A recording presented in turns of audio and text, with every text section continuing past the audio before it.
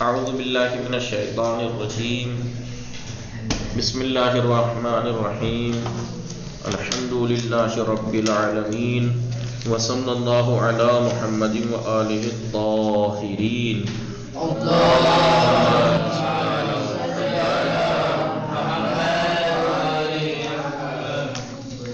خیریت سے ہیں آپ سب لوگ؟ ٹھیک ہیں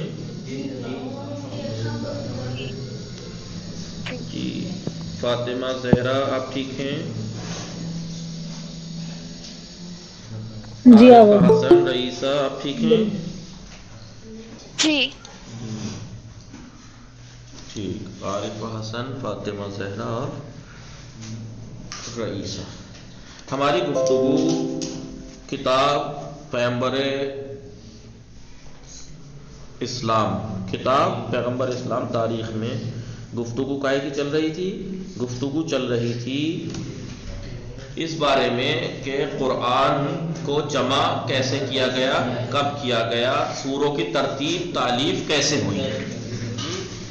تو ہم نے یہ جانا کہ قرآن جمع تو رسول کے زمانے میں ہوا تھا، لیکن جو تالیف ہے جس ترتیب سے اب ہمارے ہاتھوں میں ہے، یہ تالیف کیسے، اس کے بارے میں پکے ثبوت نہیں ہے کہ یہ رسول کے زمانے میں ہوئے، کیونکہ آپ کے پاس تو لکھت روپ میں اکٹھے تھے نا، الگ الگ تھے نا، جمع تھوڑے ہی تھے.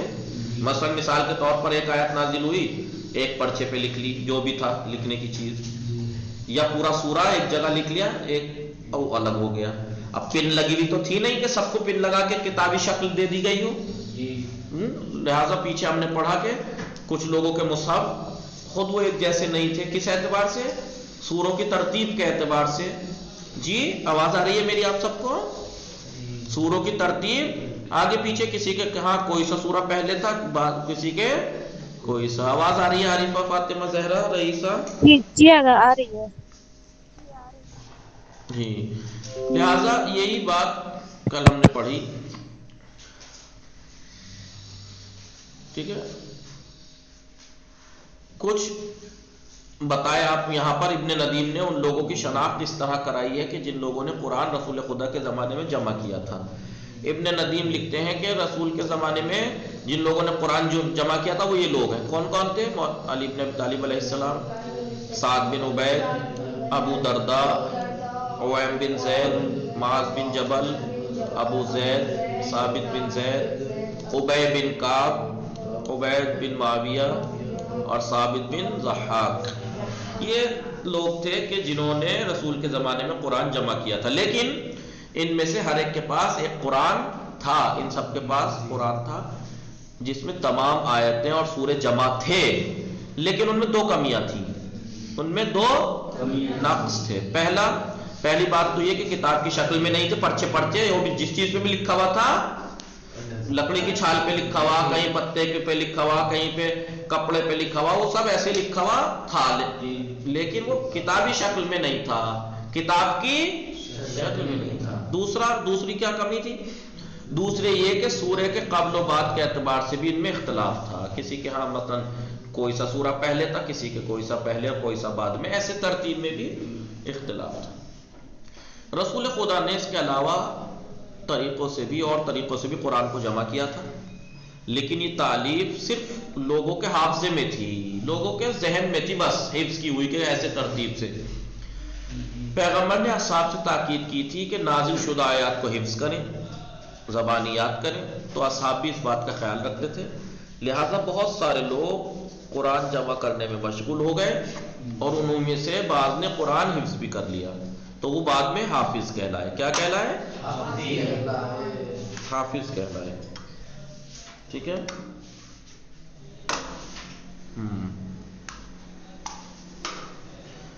لہذا رسول کے ہی زمانے میں لوگوں نے حفظ کا بہت اہتمام تھا، اس لیے لوگ اس کو حفظ بھی کر رہے ہیں.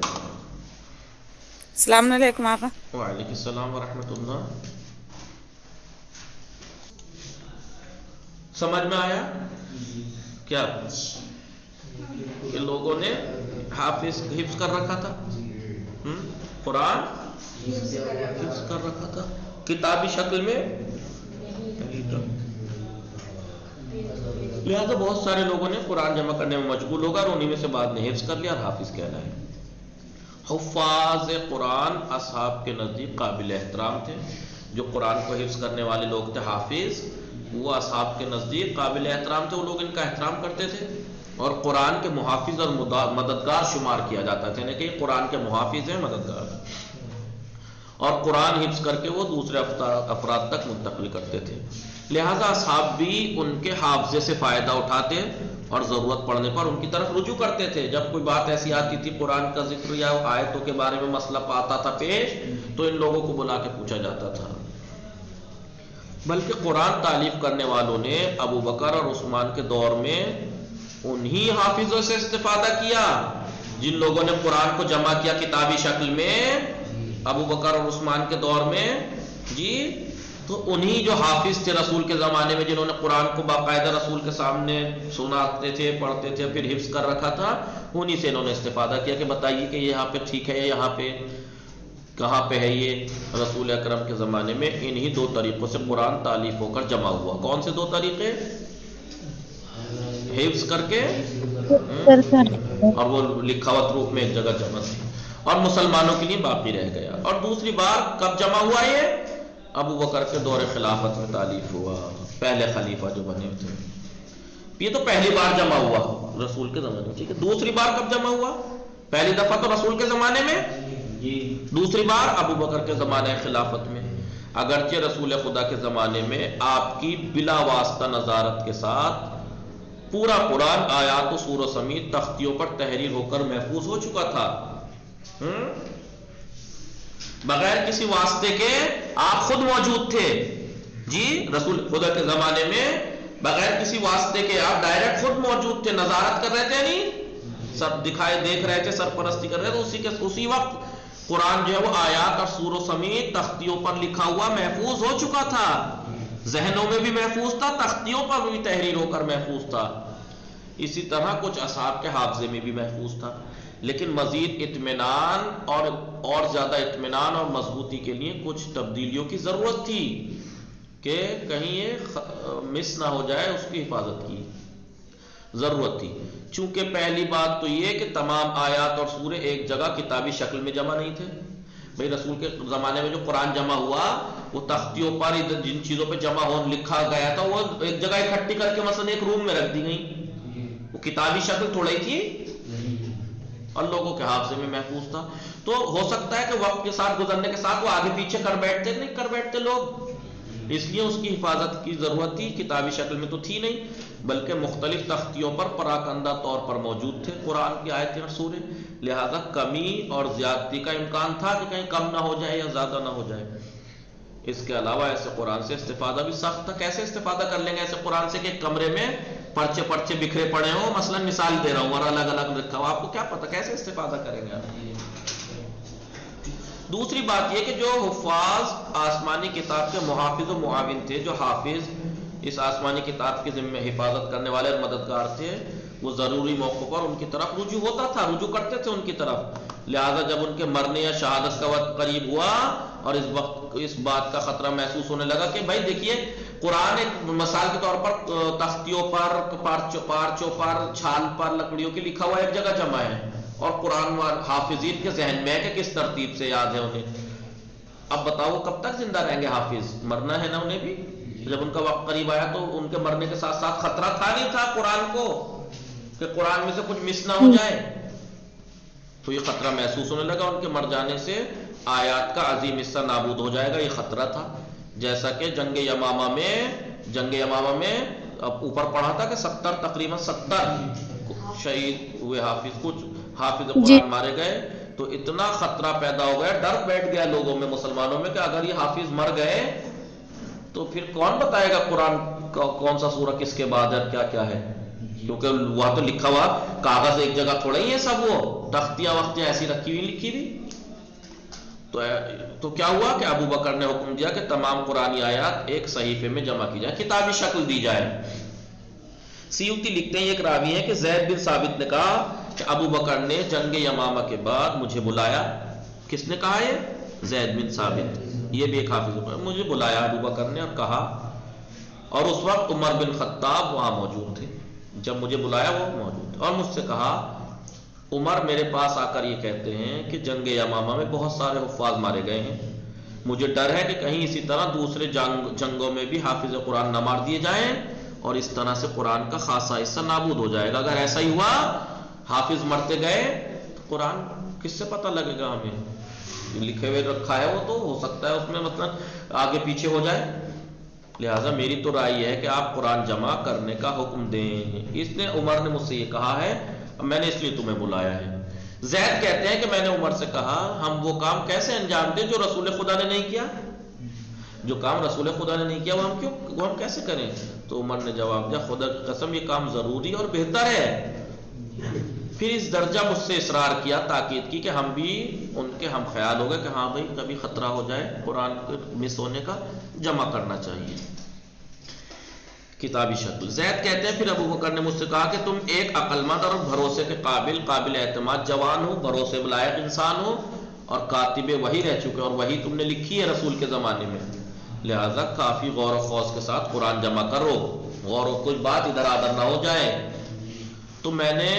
تو یہ کیا کہہ رہے ہیں زید؟ میں نے خرمے کے درختوں کی چھال، خرمے کے پیڑ کی جو چھال ہوتی ہے، چوپاوں کی ہڈیاں، چوپاؤں کی ہڈیوں پر سفید پتھروں کے تختے اور حفاظ کے حافظے سے حاصل کر کے پورا قرآن جمع کیا، جو لکھا ہوا رکھا تھا وہ سب کو جمع کیا۔ لہذا زید بن ثابت اس اہم ذمہ داری کو قبول کر کے اپنے کام میں لگ گئے، جمع کرنے میں، اور رسول اکرم کی اصحاب سے مدد کی درخواست کی کہ بھئی جو اصحاب ہیں وہ میری مدد کریں اس کام میں، کیونکہ آپ لوگوں نے سنی ہے، اگر ایک آیت کو میں دہراؤں تو بہت سو کے سامنے پتا ہوگا کہ ہاں یہ تھی فلاں ٹائم پہ نازل ہوئی، تو پتا تو ہوگا کہ کہاں پہ رکھوائی تھی رسول نے، سب کو یاد ہوگا کہ جس کے پاس قرآن، یا آپ لوگوں نے رسول لکھواتے تھے جب آیت نازل ہوتی تھی تو سب نے لکھی ہوگی، تو قرآن کا جو نوشتہ یا سورہ یا آیت محفوظ ہے، حفظ ہو، وہ میرے پاس لے آئے تاکہ میں اسے تحریر کر دوں، لکھ لوں۔ لہذا اصحاب نے آپ کی درخواست قبول کی اور اس سلسلے میں مدد کا اعلان کر دیا۔ تو زید نے آیات کے قبول ہونے کا معیار، اب اس نے یہ کہا، جب اس نے تو کہہ دیا نا کہ جو جس کے پاس ہو لا کے دے مجھے یا سنائے، تو کیسے پتہ لگے کہ یہ آیت یہ سنا رہا ہے جو آنے والا ہے؟ ملا کر معیار کیا ہے؟ تو انہوں نے کیا کیا؟ آیات کے قبول ہونے کا معیار 2 شاہد عادل کی گواہی قرار دی، کہ اگر تم آ کے مجھے سناؤ کہ یہ آیت میں نے سنی تھی رسول سے تو گواہ لاؤ، کیا یہ بھی 2 موجود تھے جب انہوں نے یہ سنائی تھی، کم سے کم 2 گواہ آپ کو عادل لانے پڑیں گے۔ لہذا اگر 2 شاہد عادل کی گواہی دے دی، اگر 2 شاہد عادل نے گواہی دے دی کہ ہم نے رسول خدا سے آیت سنی ہے، یا میں چشمدید گواہ ہوں کہ یہ آیت رسول خدا کے سامنے لکھی گئی ہے، تو قبول ہوتی تھی وہ آیت کہ ہاں یہ آیت ہے، اور تحریر ہو جاتی تھی۔ سیوطی لکھتے ہیں کہ لیث بن سعد کا بیان ہے کہ سب سے پہلے ابو بکر نے قرآن جمع کیا اور زید بن ثابت نے اس کو لکھنے کی ذمہ داری لی، تو لوگوں نے قرآنی آیات زید بن ثابت کے حوالے کی جو ان کے پاس لکھی ہوئی رکھی تھی، تو انہوں نے 2 شاہد اور عادل گواہ کی گواہی کو کافی سمجھا۔ پھر سیوطی لکھتے ہیں کہ عمر نے کہا رسول خدا کی زبانی سن کر جسے بھی کچھ یاد ہے، قرآن یاد ہے، وہ میرے پاس لے آئے تاکہ تحریر کر دیا جائے، لکھ دیا جائے۔ اصحاب آیتوں کو خرمے کی چھال پر، تختیوں پر، کاغذ پر، کھال پر لکھتے تھے، لیکن جب تک 2 عادل گواہی نہیں دیتے قبول نہیں ہوتی تھی۔ 2 لوگ آ کے کہیں کہ ہاں یہ ہم نے سنی ہے، ہمارے سامنے رسول نے بیان کی ہے، یا ہمارے سامنے لکھوائی ہے۔ اس نقطے کی طرف توجہ دلانا ضروری ہے کہ زید بن ثابت قرآن کی جمع و تالیف کی صلاحیت رکھتے تھے، ان میں صلاحیت تھی کہ وہ قرآن کو جمع کریں اور کتابی شکل دیں، اس لیے کہ پہلی بات تو یہ کہ ایمان و تقوی، امانت داری، عقل و ہوش اور کارشناسی اسپیشلسٹ ہونے کے اعتبار سے یہ مشہور تھے۔ کون؟ زید بن ثابت با تقوی تھے، مومن تھے، امانت دار تھے، عقل مند تھے۔ دوسرے ایک کہ خود بھی پورے قرآن کے حافظ تھے، دوسری بات کہ خود بھی حافظ تھے، قرآن حفظ تھا، اور پیغمبر کے سامنے اپنی یادداشت کو پڑھا کرتے تھے اور تائید حاصل کرتے تھے، آپ سنایا کرتے تھے رسول کو، یہ رسول کو سنایا کرتے تھے۔ اور تیسری بات یہ کہ وحی کے قانونی اور سرکاری کاتب بھی تھے، آپ سرکاری طور پر قانون وہ بھی تھے، کاتب بھی تھے، جب آیتیں لکھواتے تھے مولا اور رسول خدا تو مولا کائنات اور یہی تو تھے، چوتھے آپ کے پاس قرآن کی تائید شدہ نسخے بھی موجود تھے جو رسول نے خود تائید کیے تھے کہ ہاں یہ لکھوائے تھے. لہذا زید بن ثابت نے ان تمام امتیازات جو ان کی برتری انہیں حاصل تھی اور حفاظ کی مدد سے، حافظوں کی مدد سے کافی وقت اور غور و خوض اور توجہ کے ساتھ اور دو عادل گواہوں کی گواہی کے بعد قرآنی آیات کو ایک مصحف میں کتابی شکل میں جمع و تالیف فرمایا اور ابو بکر کے حوالے کر دیا. پھر ابو بکر کے بعد یہی نسخہ عمر کے پاس آیا اور اس کے بعد آپ کی بیٹی حفصہ کے پاس، پھر وہ حفصہ کے پاس چلا گیا. ٹھیک ہے. ایک قرآن جب مولا کائنات نے بھی جمع کیا تھا، جمع قرآن نے علی ابن ابی طالب علیہ السلام، جمع قرآن علی ابن ابی طالب علیہ السلام کے ذریعے، ایک قرآن مولا کائنات کے ذریعے سے بھی جمع ہوا. بعض مورخین اور احادیث سے یہ بات ملتی ہے، استفادہ ہوتا ہے کہ رسول خدا کی رحلت کے بعد سب سے پہلے یہ کام کس نے کیا؟ حضرت علی علیہ السلام نے قرآن کی جمع و تالیف کی. ابو بکر حضرمی یہ ایک راوی ہیں، انہوں نے امام صادق سے نقل کیا ہے، امام صادق کے زمانے میں یہ راوی گزرے ہیں کہ چھٹے امام نے کیا فرمایا کہ رسول خدا نے حضرت علی سے کہا، اے علی میرے بستر کے نیچے قرآن مصحف اور حریر ریشم کے کاغذ پر لکھا ہوا ہے، لہذا اسے لے لو، تالیف کرو اور اسے یہودیوں کی طرح جیسے انہوں نے اپنی توریت کو ضائع کر دیا تم اسے ضائع نہ کر دینا. اور یہود کے مانند انہوں نے توریت ضائع کر دی، تم اسے ضائع نہ کرنا. پھر حضرت علی گئے اور وہاں سے زرد پیلے کپڑے میں لپیٹ کر لے آئے اور گھر لے جا کر اس پر مہر لگائی اور کہا اس وقت تک دوش پر ابا نہیں اوڑوں گا جب تک میں اپنے کندھوں پہ ابا نہیں ڈالوں گا جب تک کہ قرآن جمع نہ کر لوں. یاد ہے جمع قرآن میں مشغول ہو گئے تھے جب آپ کے گلے میں پھندا ڈالا گیا رسی کا، تو گھر میں تو 25 سال گھر میں ہی تو تھے قرآن جمع ہو. جی آگا مولا کائنات. جی ابو رافع کہتے ہیں کہ پیغمبر اکرم صلی اللہ علیہ 25 سال تو یہ ہے کہ لوگوں نے خلافت کو کرتے گئے، آپ کو جو آپ کا حق تھا وہ چھین لیا گیا آپ سے، لیکن آپ نے اس رسول کی وفات کے بعد کیونکہ آپ کی وصیت تھی رسول کی تو آپ نے قرآن جمع کیا. ابو رافع کہتے ہیں کہ لیکن پیغمبر اکرم مولا کائنات تو کام کر رہے تھے اپنا جی جو حضرت علی علیہ السلام سے کہا، اے علی یہ خدا کی کتاب ہے اسے لے لو. تو حضرت علی علیہ السلام اسے ایک کپڑے میں جمع کر کے اپنے گھر لے گئے اور جب رسول خدا کی وفات ہو گئی تو ان کی تالیف میں، اس کتاب کی تالیف میں مشغول ہو گئے. اور نزول کے اعتبار سے اس کی آپ نے جو قرآن جمع کیا اس کی خاص بات کیا تھی؟ نزول کے اعتبار سے آپ نے جمع کیا، اسے کون سا کب نازل ہوا اسی ترتیب سے، اور کیونکہ آپ اس کے موضوع سے آگاہ تھے، کون سا کب کس عنوان سے کس موضوع پہ نازل ہوئی آیت. جی بالکل. عبد خیر نے حضرت علی علیہ السلام سے روایت کی ہے کہ آپ نے فرمایا مولا کائنات نے جب رسول کی وفات ہو گئی تو میں نے قسم کھائی کہ اس وقت تک ابا نہیں اوڑھوں گا جب تک کہ قرآن تالیف نہ ہو جائے، لہٰذا میں نے تالیف قرآن کے بعد ہی ابا اوڑھی. تاریخ یعقوبی میں لکھتے ہیں کہ یہ روایت کی گئی ہے کہ رسول خدا کی وفات کے بعد حضرت علی نے قرآن تالیف کیا اور اونٹ پر بار کر کے لائے، اونٹ پر لاد کر آپ جو اس وقت خلافت چھین کے بیٹھے ہوئے تھے خلیفہ کے پاس لائے اور آ کر کہا یہ قرآن میں نے جمع کیا ہے. ان تمام روایات سے استفادہ ہوتا ہے کہ رسول آگے یہ لوگ رٹا بازی کرتے ہیں خالی بس. جی رسول خدا نے اپنے مرض الموت یعنی جب آپ بستر انتقال پہ تھے، جب آپ کا آخری وقت تھا، اس وقت قرآن کی گراں قیمت نسخے حضرت علی کے حوالے کیے، قرآن آپ کے حوالے کیا اور کہا قرآن کو ایک جگہ جمع کرو. لہٰذا حضرت علی علیہ السلام نے بھی آپ کی وفات اور کفن و دفن کے بعد، تجہیز و تکفین کے بعد آپ کے حکم کی تعمیل کی اور قرآن کی تدوین و تالیف میں مشغول ہو گئے.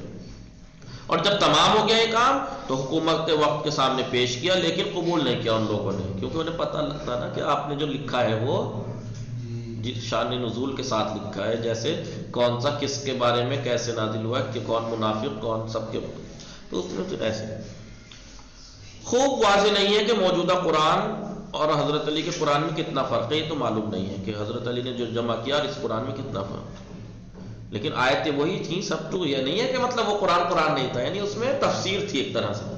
لیکن مختصر طور پر یہ کہا جا سکتا ہے کہ آیات و سوروں کی تعداد بعض آیات اور سوروں میں تبدیلی کے اعتبار سے نہیں تھی. یہ اختلاف ایسا نہیں تھا کیونکہ قطعی دلیلیں سے واضح ہوتا ہے کہ قرآن میں کسی قسم کی تحریف اور تبدیلی، کمی اور زیادتی واقع نہیں ہوئی ہے، نہیں ہو سکتی ہے. بلکہ موجودہ قرآن وہی ہے جو پیغمبر اکرم پر نازل ہوا، جو اس ٹائم قرآن موجود ہے وہی ہے جو پیغمبر پر نازل ہوا تھا۔ لہذا اگر فرق ہے بھی تو اس اعتبار سے ہے کیا؟ نمبر ایک، حضرت علی کے قرآن میں آیات اور سورے نزولی ترتیب کے اعتبار سے تالیف ہوتے ہیں۔ مولا کائنات نے جو جمع کیا انہوں نے یہ نہیں جو پہلے نازل ہوا اس کو پہلے رکھا۔ دوسرا، جو آیتیں منسوخ ہو گئی ہیں ناسخ منسوخ کے بعد آیا ہے، جی ناسخ منسوخ کے بعد آیا ہے۔ آپ ناسخ دیکھیے، ایک آیت نازل ہوئی مثلا کسی زمانے میں کسی کام کا حکم یہ تھا، بعد میں وہ حکم بدل جاتا ہے تو دوسرا حکم آ جاتا ہے۔ تو بعض آیتیں ایسی ہیں نا کہ آئی تھی مگر وہ حکم ختم کر دیا گیا، تو آپ نے جو ہے وہ جس آیت نے ختم کیا اس حکم کو وہ آیت بعد میں لائے تاکہ پتہ لگے کہ یہ والا حکم پہلے آیا تھا، اب یہ والا حکم بدل گیا ہے، یہ آیا ہے آیات۔ اور دوسرا اور کیا فرق تھا؟ تیسرا، آیات رسول خدا کی قرات کے مطابق لکھی گئی تھی، جو رسول خدا کی قرات تھی اس اعتبار سے آپ نے لکھا تھا۔ چوتھا، احتمالی طور پر آیات کی آپ نے شان نزول اور محکم متشابہ آیات کی تفسیر کی تھی کہ یہ آیت کس شان نزول کی کیا ہے، محکم ہے، متشابہ ہے، واضح ہے، اس کی تفسیر کے اعتبار سے جو مطالب رسول نے بیان فرمائے ہیں وہ قرآن کے حاشیے یا الگ اوراق پر آپ نے لکھا تھا۔ آیت اگر آپ نے لکھی ہے قرآن میں تو حاشیے میں سائڈ میں لکھ دیا یہ آیت کس کی کب نازل ہوئی، کس کے بارے میں نازل ہوئی، اور اگر آیت متشابہ ہے تو بتا دیا کہ یہاں پر مراد کیا ہے، یہاں پہ غلط نہ سمجھ بیٹھنا، میننگ غلط مت لے بیٹھنا، وہ سب یعنی ہمارے جو آج کل قرآن پاک کے سائڈوں پہ لکھا تھا وہ وہی چیز ہے اس کے لیے بیان کی گئی ہے؟ نہیں وہ نہیں، مولا کائنات نے جو ہے وہ ہاں جو علماء نے روایات کے ذریعے سے اگر جو جو تفسیریں تفسیر لکھی آئی گئی ہیں، بڑی بڑی تفسیریں جو ہوتی ہیں، تفسیریں جو علماء نے مفسرین نے تفسیریں لکھی ہیں وہ اہل بیت کے روایات سے اخذ کر کے لکھی ہیں کہ ہاں یہ کس کے بارے میں نازل ہوئی، وہ ہمارے قرآن پاک کے سائڈ پہ لکھی ہوئی ہے نا کہ یہ اس موقع پر یہ فلاں واقعہ ہوا تھا۔ جی وہ پوری ڈیٹیل۔ آخر میں ایک بات کی طرف توجہ دلانا چلوں کہ شیعوں کا عقیدہ ہے کہ موجودہ قرآن، ہمارا یہ عقیدہ ہے کہ بعینہ ہی وہی قرآن ہے جو پیغمبر پر نازل ہوا تھا، نہ اس میں سے کوئی ایک آیت کم ہوئی ہے نہ کوئی بڑا ہے اس میں کچھ، اور جو ہر طرح کی تبدیلی اور تحریف سے محفوظ ہے قرآن، اس میں کوئی تبدیلی نہیں ہو سکتی۔ نماز میں اسی قرآن کی تلاوت ہوتی ہے اور اسی پر عمل ہوتا ہے، اور ائمہ معصومین بھی اسی پر عمل پیرا تھے۔ باقی انشاءاللہ پہلی بار رسول کے زمانے میں جمع ہوا، دوسری بار ابو بکر کے، تیسرا عثمان کے زمانے میں جمع ہوا، وہ کل پڑھیں گے انشاءاللہ۔ وصلی اللہ علی محمد وآلہ الطاہرین۔